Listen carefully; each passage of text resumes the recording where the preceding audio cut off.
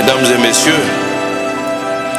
il s'agira au cours de ces échanges, Madame la directrice l'a dit, mais le ministre aussi est revenu dessus, mais la répétition étant une vertu pédagogique, je vais être très bref.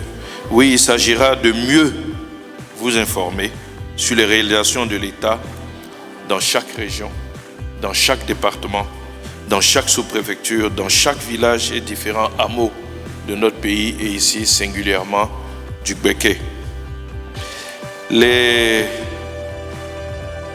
ministères techniques qui sont ici auront l'occasion, à travers notamment leurs directeurs régionaux, de rentrer dans les détails de chaque acquis et mieux appréhender les difficultés éventuelles qui se dressent devant la mise en œuvre des politiques sectorielles, et cela bien entendu en fonction des préoccupations que vous allez exprimer. Alors donc le centre de gestion intégré, ça c'est le et c'est le centre de gestion intégré.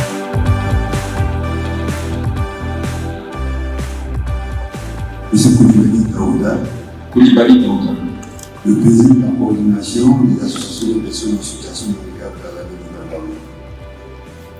je voudrais à ce titre dire merci à l'ensemble des ministres qui nous donnent l'opportunité de nous intéresser sur la tête. J'ai plusieurs préoccupations. Oui, mais donnez la principale, parce que le temps ne permet pas de vous donner toutes les préoccupations. La première préoccupation, c'est au niveau de la santé.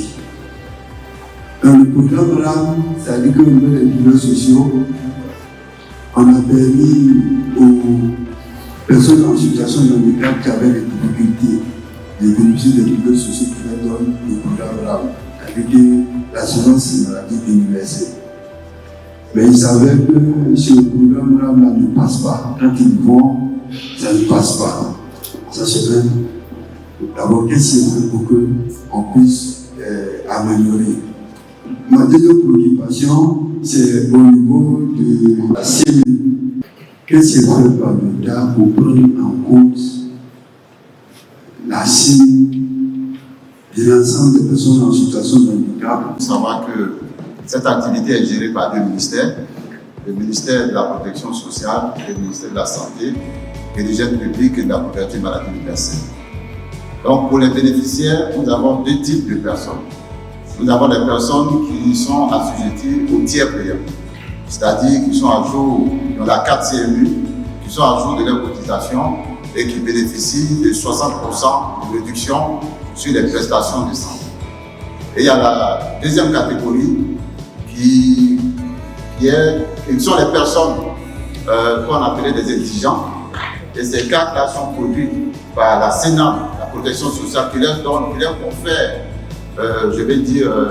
cette disposition pour pouvoir bénéficier gratuitement des soins.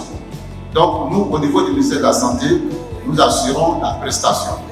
Vous venez dans un centre de santé, vous présentez votre carte CMU, si elle est à jour, on introduit dans l'appareil le voyant vert SAMU et vous suivez tout le processus de la consultation, de la prise en charge aux accouchements, aux interventions chirurgicales, aux examens d'imagerie, jusqu'aux examens biologiques et pour finir par les médicaments, vous êtes servi. Maintenant, si vous arrivez avec la carte qu'on introduit dans l'appareil, que ça soit au rouge, ça veut dire que vous n'avez pas droit au circuit de la CMU. Soit votre carte n'est pas active ou vous n'êtes pas à jour de vos cotisations. Mais pour les indigents, je pense que c'est le ministère de la Protection sociale qui donne ces cartes aux indigents.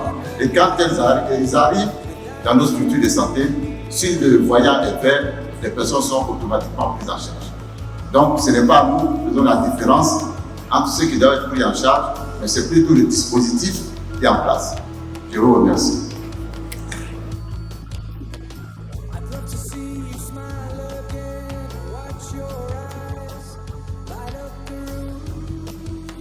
Sunny days caress our skin, we begin to fall.